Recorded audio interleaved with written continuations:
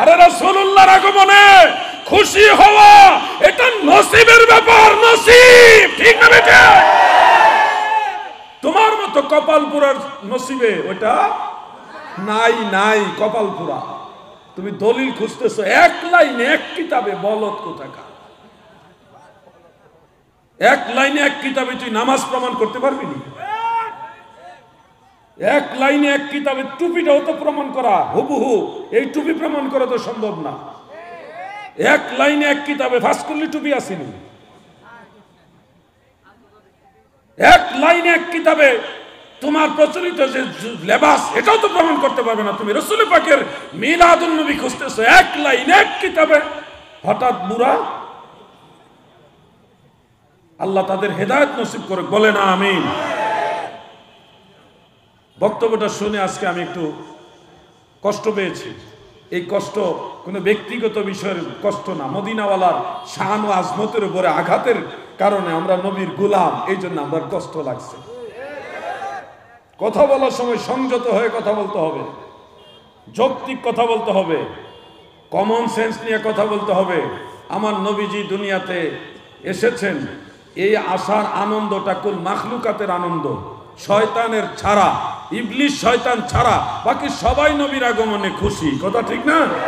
আপনাদের মধ্যে এমন কেউ আসেননি যে নবীজির আগমনে আপনারা খুশি না? কেউ আছেন না? কেমন আছেন যে বেজার? আপনারা বেজার কেউ আছেন? নবীজির আগমনে খুশি, এটারই আরবিতে কয় ঈদে মিলাদুন নবী। বাংলা বুঝে, আরবি বুঝে না। নবীর আগমনে খুশি, এটাকে আরবিতে বলা হয় ঈদে মিলাদুন নবী। কুমিল্লার একজন আলেম ভাই, কওমি অঙ্গনের একজন সাদা দাড়িওয়ালা, নতুন সাদা দাড়িওয়ালা আলেম, তিনি দাবি করলেন আপনারাও কামেল পাশ করেছেন, আমিও কামেল পাশ করেছি, আপনারাও বুখারী মুসলিম ইবনে মাজাহ আবু দাউদ তিরমিজি নাসাই পড়েছেন, আমিও পড়েছি, আপনারাও হেদায়া শরহে বেকায়া পড়েছেন, আমিও পড়েছি, এই পড়েছি সেই পড়েছি, আপনারাও এই, আমিও সেই। পৃথিবীর কোন কিতাবে একসাথে এক বাক্যে ঈদে মিলাদুন নবী সাল্লাল্লাহু আলাইহি ওয়াসাল্লাম এই বাক্যটা রয়েছে? আমাদেরকে পারলে দেখান। আমি ওনার এই কথাটা আজকে শুনলাম, শুনে একটু বিস্মিত হলাম এবং চিন্তা করলাম উনি নতুন বৃদ্ধ হয়েছে, যার কারণে জ্ঞান বুদ্ধি লোপ পেয়ে গেছে, হঠাৎ বৃদ্ধ হয়ে গেছে। তো এরকম বলাটা আমরা এরকমই কম জ্ঞানের অধিকারী হিসেবে আখ্যা দিয়ে থাকি।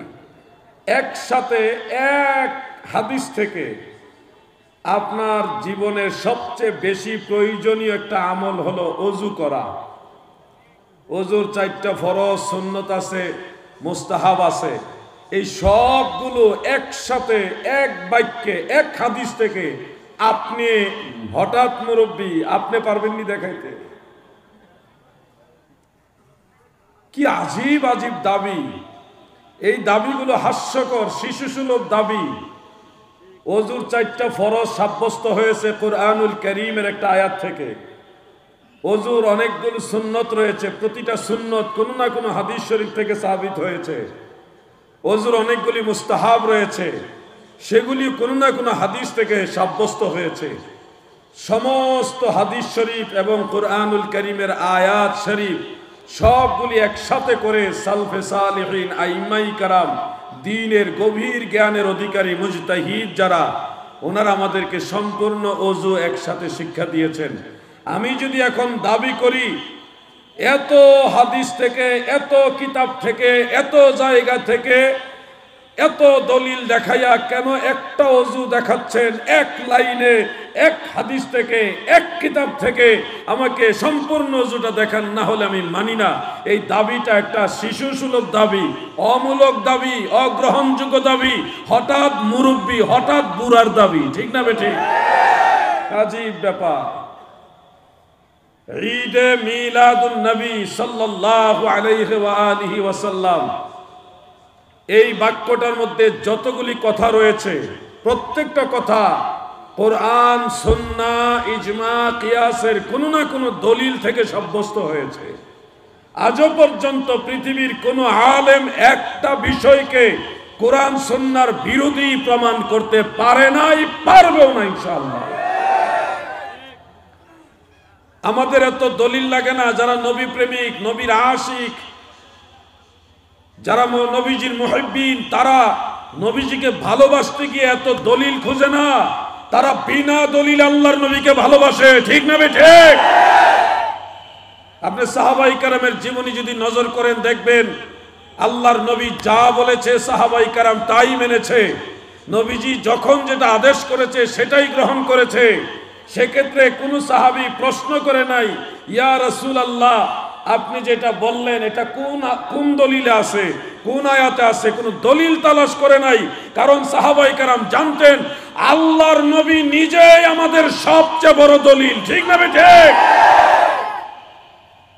আমার আল্লাহ নিজে বলেছেন, মা আতাকুমুর রাসূলু ফাখুযুহু ওয়া মা নাহাকুম আনহু ফান্তাহু। দুনিয়ার বান্দা বান্দিরা রে,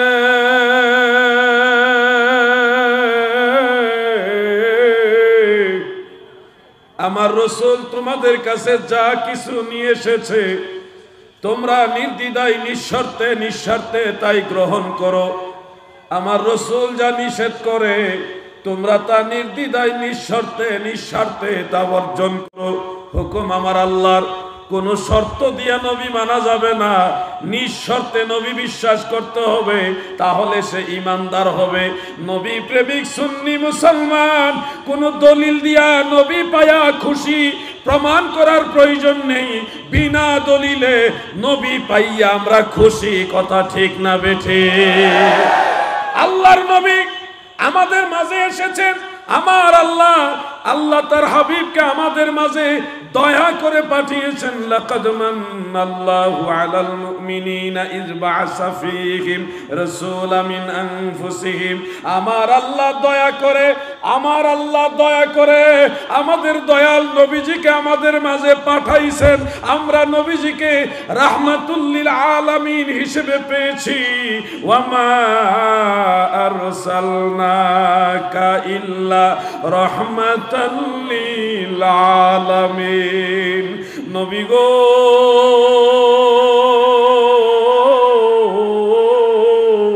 আমি আল্লাহ আপনাকে কুল কায়নাতের রহমত বানায়া পাঠাইছি।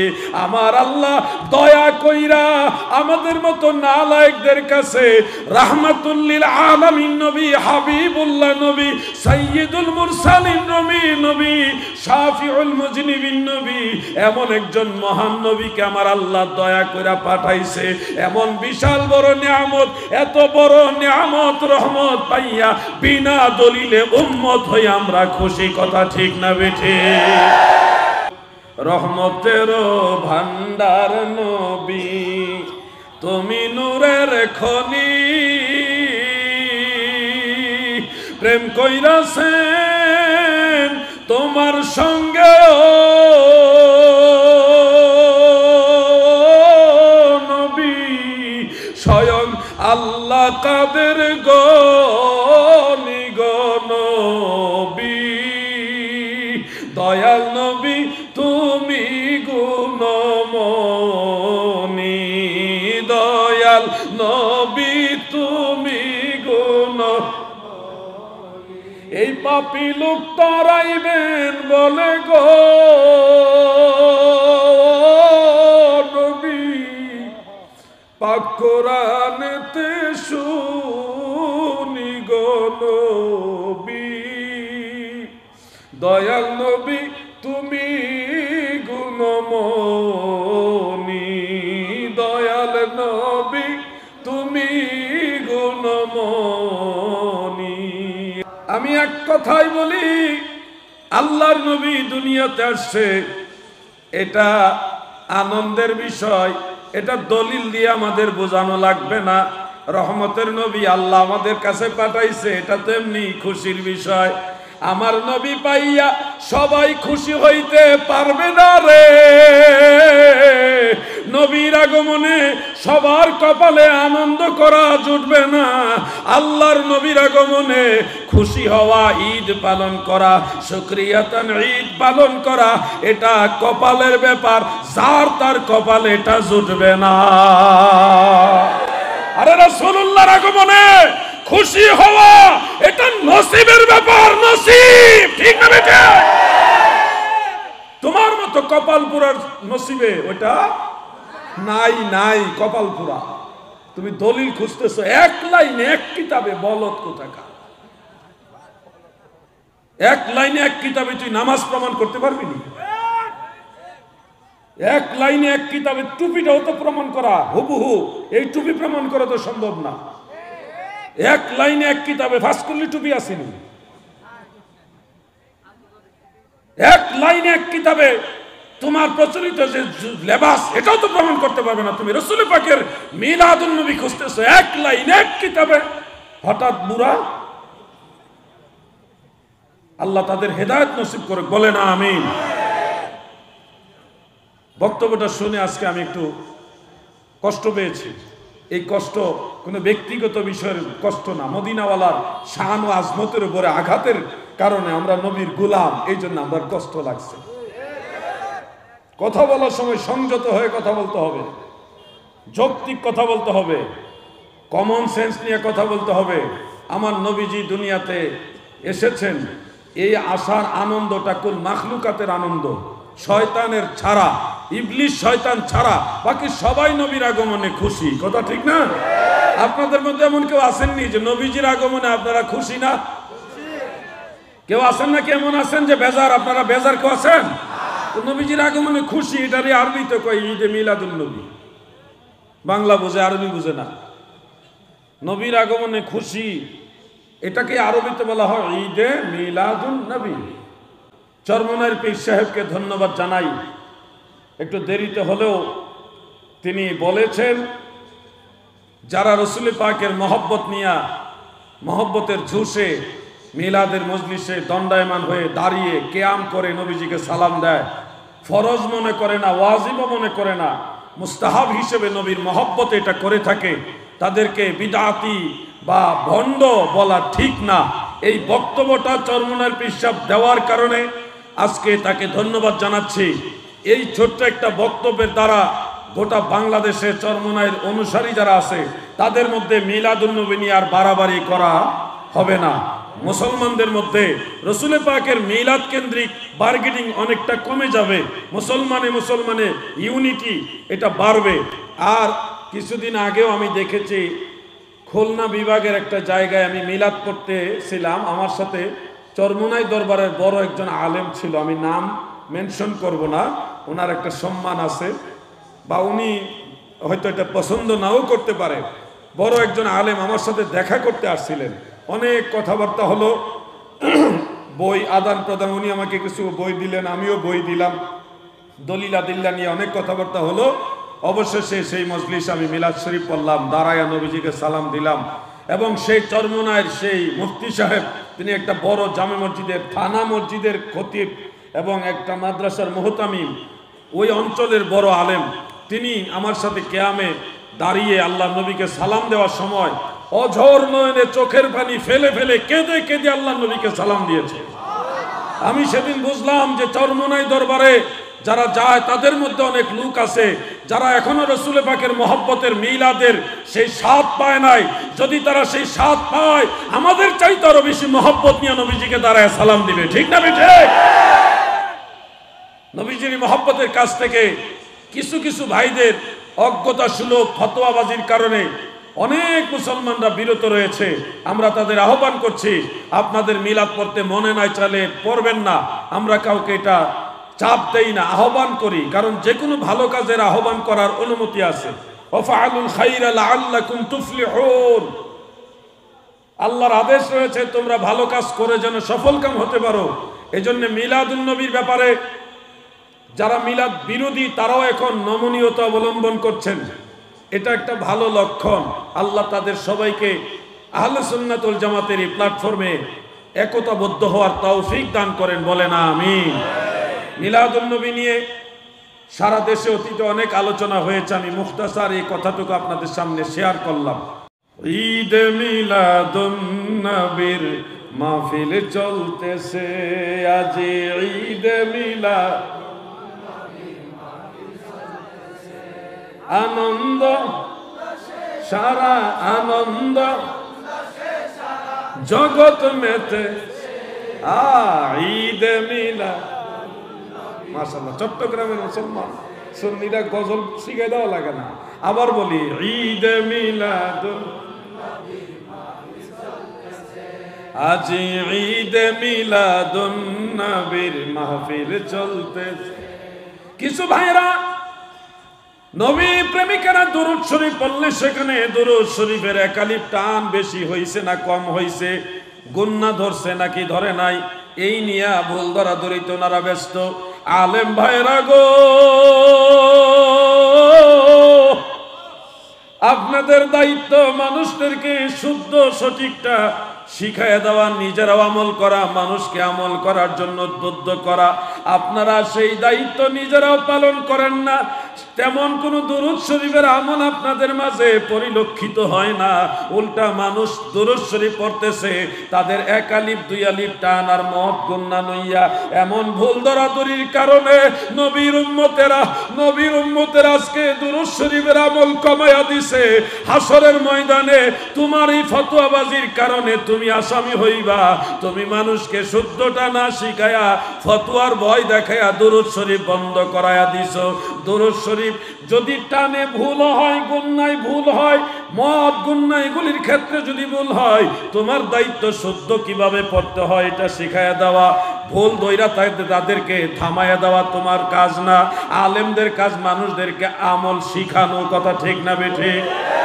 আপনি ভুল ধরতে গেলেন, বিভিন্ন ভয় দেখালেন, বিদআত, এই সেই ভয়ের কারণে এখন সাধারণ মুসলমান আগের মতো নবীর দুরূদ শরীফ পড়তে চায় না। কোথাও নি কোনো ভুল হয়ে যায়, ভুলের ডরে এখন দুরূদ শরীফ কমায়া দিয়েছে। অথচ কোরআনুল কারীমের আয়াত যেইভাবে তেলাওয়াত করা, তরতিল করা ওয়াজিব, দুরূদ শরীফ হাদিসের ইবারত কিংবা এমনিতে আরবি ভাষা কথা বলার ক্ষেত্রে, আরবি বলা দুরূদ শরীফের ক্ষেত্রে, আরবি হাদিসের ইবারত, ফিকহের ইবারত, উসুল, তারিখ, আসমা ও রিজালের ইবারত, ওগুলি তরতিল করা ওয়াজিব না, মুস্তাহাব। ওয়াজিব না, কিন্তু কোরআনের ক্ষেত্রে ওয়াজিব। তরতিল করা কোরআন ওয়াজিব। তো সেই কোরআনের বিধানটা আপনি লাগাইছেন দুরূদ শরীফে, লাগাইয়া পাবলিকরে এমন ডর দেখাইছেন, পাবলিক এখন এক আলিফ টান বেশি হয় কিনা এই ডরে এখন দুরূদ শরীফ পড়ে না। আপনার ফতোয়ার কারণে এই মানুষগুলি দুরূদ শরীফ ছেড়ে দিয়েছে, শুদ্ধ পড়ে না, অশুদ্ধ পড়ে না, পড়েই না। এই জন্য আমি বলবো, আপনি যদি দুরূদ শরীফের ব্যাপারে শুধু এই কথা বলেন, আল্লাহুম্মা, এখানে এক আলিফ টান হয়ে গেছে বিদায়, আপনি ভুল ধরলেন, হ্যাঁ এক আলিফ টান না, এখানে টান দিলে কেন, কবিরা গুনাহ হবে, জাহান্নামে যাবে, এত ফতোয়া দুরূদ শরীফের বেলায় আপনার মনে থাকে, আপনি আরব দেশগুলির দিকে নজর করেন। সৌদি আরব, ইয়ামান, সিরিয়া, দামেস্ক, সেই ফিলিস্তিন, জর্ডান, আম্মান, এই সবগুলি রাষ্ট্র, আপনি দুবাই, সবগুলি আরব কান্ট্রিগুলির দিকে নজর করেন, তারা আরবিতে কথা বলে, কিন্তু তাদের আরবি কথা বলার বাচন ভঙ্গির মাঝে তরতিল নাই, এক আলিফ দুই আলিফ টান ঠিক মতো আদায় হয় না, গুন্না আদায় হয় না। আঞ্চলিকতা, আরবের আঞ্চলিকতার কারণে ভাষার ভিন্নতা হয়ে যায়, মদ গুন্না ঠিক থাকে না। যেই দলিলে আপনি দুরূদ শরীফের বিরুদ্ধে বলছেন এক আলিফ টান দেওয়া যাবে না, আপনার তো উচিত আরবের মানুষদের বিরুদ্ধে ফতোয়া দেওয়া যে আপনারা মদ গুন্না এক আলিফ টান তিন আলিফ টান ঠিক রেখে আরবিতে কথা বলেন না, আপনারা গুনাহগার হবেন, আপনারা কবিরা গুনাহ হবে, জাহান্নামে যাবেন। আপনাদের ফতোয়ার দ্বারা আরব দেশের বেশিরভাগ মানুষ সবাই জাহান্নামে যাবে, কারণ তারা তো মদ গুন্না ঠিক মতো আদায় করে না। ভয় দেখাইয়া বাংলাদেশের সহজ সরল মানুষদেরকে আমল থেকে দূরে সরাই দিয়েছে। এটাও শয়তানের একটা চক্রান্ত। আমল নষ্ট করাইতে চায়, আমল কমাইতে চায় হলো শয়তান। আমাদের আহ্বান হলো দুরূদ শরীফ যে যেটা পারেন পড়তে থাকেন, আস্তে আস্তে শুদ্ধ করেন, কিন্তু দুরূদ শরীফ বন্ধ করে দিয়ে না। আমি মাঝে মধ্যে বলি, ময়ূর আর কাক একটা কথিত গল্প, আল্লাহু আলাম এটা সত্য না মিথ্যা। কাক কাকের মতো হাঁটে, ময়ূর ময়ূরের মতো হাঁটে, কিন্তু একদিন ময়ূর নৃত্য করছে। তার নৃত্যর সৌন্দর্য দেখে কাক সে মনে মনে চাইল যে আমিও ময়ূরের মতো নৃত্য করব। কাক সে ময়ূরের মতো নৃত্য শিখতে গিয়ে সে যেইভাবে হাঁটতো ওই হাঁটাই ভুলে গেছে। এখন আর কাক হাঁটতে পারে না, শুধু লাফ মারে, এখান থেকে ওখানে লাফ মারা চলে, হাঁটা ভুলে গেছে। সব মানুষ যদি বাংলাদেশের আমাদের কারি আহমেদ ইউসুফ সাহেবের মতো বিশুদ্ধ তেলাওয়াত আওয়ামরা শিখতে যায়, তাহলে তারা ভুলটা আগে যে পারতো ওটাও ভুলে দেবে। আস্তে আস্তে শুদ্ধ হবে। এক লগে কারি আহমেদ ইউসুফ সাহেবের মতো হয়ে যাওয়া রাতারাতি সম্ভব না। এটার জন্য সময় লাগবে, চর্চা লাগবে। আপনারা যদি একসাথে বিশুদ্ধ বানাই দিতে চান, তাহলে সাধারণ মানুষ দরুদ শরীফ পড়া থেকে বিরত হয়ে যাবে, ভয় পাবে যে গুনাহ হয় কিনা। আরে নবীর দরুদ পড়ার সময় নবীর প্রেম নিয়ে পড়েন, ধীরে ধীরে চেষ্টা করেন কোন জায়গাটা কেমনে শুদ্ধ করা যায়। সাল্লু আলাইহি ওয়া সাল্লিমু তাসলিমা, পাক কোরআনের ঘোষণা, নবীর উপর দুরূদ পড়া, নবীজিকে সালাম দেওয়া, স্বয়ং আল্লাহ পাকের ঘোষণা। মোহাম্মদ নাম গলায় পড়ো, এই নামে হো দেওয়ানা রে, এই নামে হো দেওয়ানা, এই নাম বিনে রোজ হাসরে বান্ধব কাউরে পাইবা না। আল্লাহুম্মা মারহাবা নবিয়না শাফিঈনা মুহাম্মদ, আল্লাহুম্মা সাল্লি আলা নবিয়না শাফিঈনা। এইভাবে দুরূদ শরীফ পড়তে থাকবেন। দুরূদ শরীফ নিয়ে ঝগড়া করবেন না। সারা ওয়ার্ল্ডের সমস্ত আইম্মায়ে কেরামের কিতাবের দিকে নজর করলে দেখবেন এক এক ইমাম এক এক ভাবে নবীর দুরূদ লিখেছেন, এক এক ভাবে নবীজির দুরূদ শরীফকে ফুটিয়ে তুলেছেন। ইমাম বুখারী একভাবে লিখেছে, ইমাম তিরমিজি আরেকভাবে লিখেছে, ইমাম সাখাবী একভাবে লিখেছে, ইমাম যাহাবী আরেকভাবে লিখেছে। এইভাবে ইমামদের মাঝে দুরূদ শরীফের ব্যাপারে যে কি মধুর প্রেম ছিল, তারা তাদের মতো করে নবীর দুরূদ শরীফ পড়েছে, লিখেছে। হুজুর গাউসে পাক একভাবে দুরূদ শরীফ পড়েছে, খাজা গরিব নওয়াজ আরেকভাবে পড়েছে, মুজাদ্দিদ আল ফেসানি আরেকভাবে পড়েছে, বাহাউদ্দিন নকশবন্দ আল বুখারী আরেকভাবে পড়েছে। তরিকতের মাশায়েখদের মাঝে দুরূদ শরীফের আমল রয়েছে, কারণ আল্লাহর নবী বলেছে দুরূদের আমল যারা বেশি বেশি করবে হাসরের ময়দানে তারা তত বেশি আমি রাসূলুল্লাহর কাছে থাকবে। আমরা নবীর কাছে থাকতে চাই কি চাই না? ও যুবকরা কথা বলো, চাই কি না?